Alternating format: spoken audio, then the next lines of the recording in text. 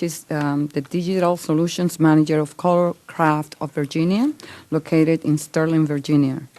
ColorCraft is a family-owned high-end commercial digital printing company. Ms. Mayes is testifying on behalf of Printing Industries of America.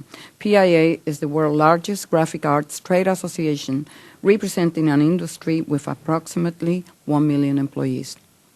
You have 5 minutes. Chairwoman Velasquez, Ranking Member Graves, and members of the committee, good afternoon and thank you for inviting me to testify today.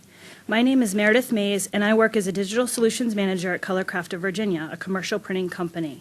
I represent the second generation of the company. My father, Jim Mayes, acquired ColorCraft in 1986 and grew it from a 23-employee shop to one with nearly 98 employees at its peak.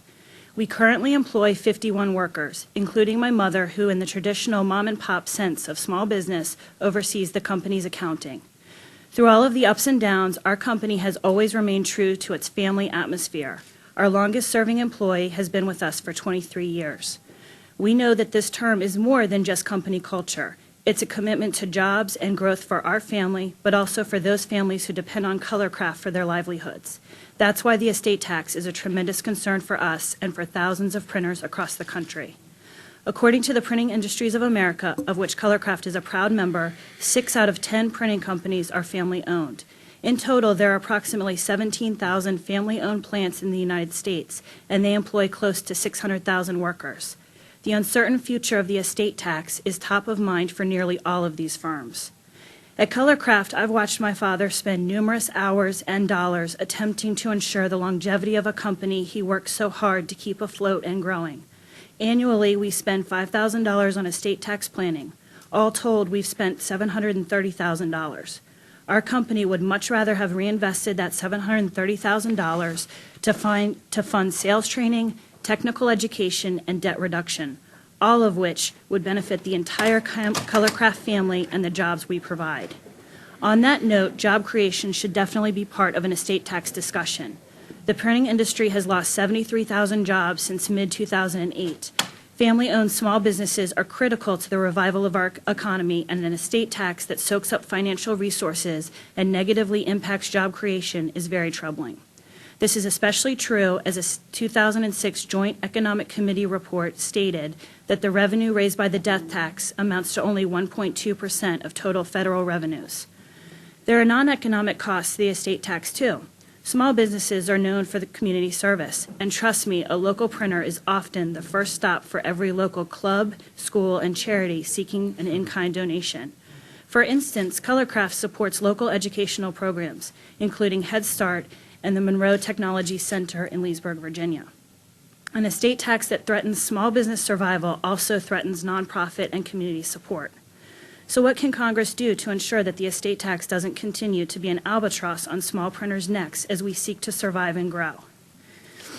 In my opinion, a full, outright, and permanent repeal of this tax is the best solution. The next base case scenario is permanent reform. One reform idea is the Estate Tax Relief Act of 2009, introduced by Representative Shelley Berkeley and others, which would phase in the estate tax exemption levels over 10 years to $5 million, while also decreasing the tax rate to 35%.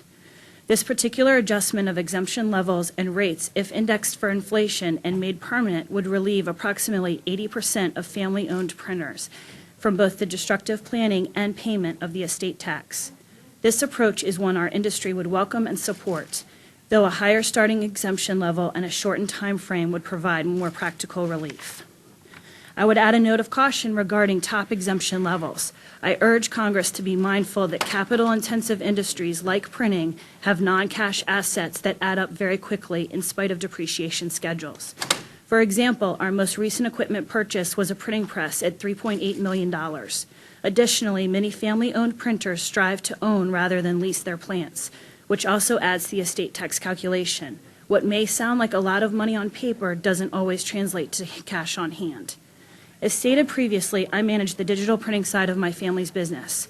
My father and many of his generational peers have an expertise in traditional ink on paper printing, an area of the industry that is expected to have less than 1% annual sales growth between now and 2020. In contrast, digital printing is expected to have 133% sales growth by 2020. As I network with second and third generation printers across the country, many of us are driving the digital expertise and therefore driving the future growth of the entire industry. My generation wants the chance to lead our family-owned businesses into the future. I hope fervently that Congress will act upon the problem of the estate tax issue to allow ColorCraft and other printers to continue growing, succeeding, and reaching our full potential. Again, thank you for holding today's hearing and for inviting me to testify. I look forward to answering any questions you may have. Thank you, Ms.